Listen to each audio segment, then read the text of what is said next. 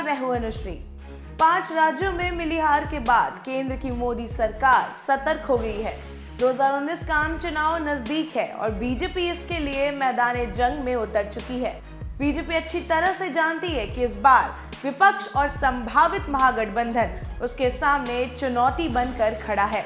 इसलिए बीजेपी अब ऐसी रणनीति बना रही है जिससे 2019 के चुनाव में कोई कमी ना रह जाए।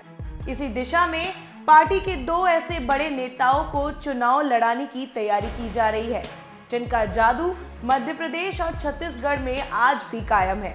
और ये दिग्गज नेता कोई और नहीं बल्कि इन राज्यों में 15-15 साल तक शासन करने वाले शिवराज सिंह चौहान और रमन सिंह है। ये वो नेता है जो अपने प्रदेश की जनता के दिलों में राज करते हैं, जिन्होंने मध्य प्रदेश और छत्तीसगढ़ जैसे राज्यों में एक लंबा अरसा बिताया है। पार्टी की रणनीति के तहत इन दोनों लोकप्रिय नेताओं को दिल्ली लाया जाएगा। बीजेपी चाहती है कि अब इन राज्यों में नई लीडरशिप आए।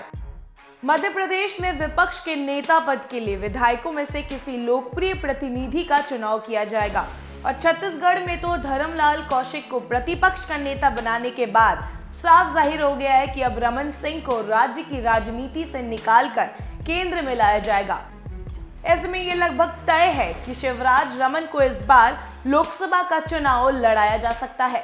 इससे पार्टी को 2 फायदे निश्चित तौर पर होंगे।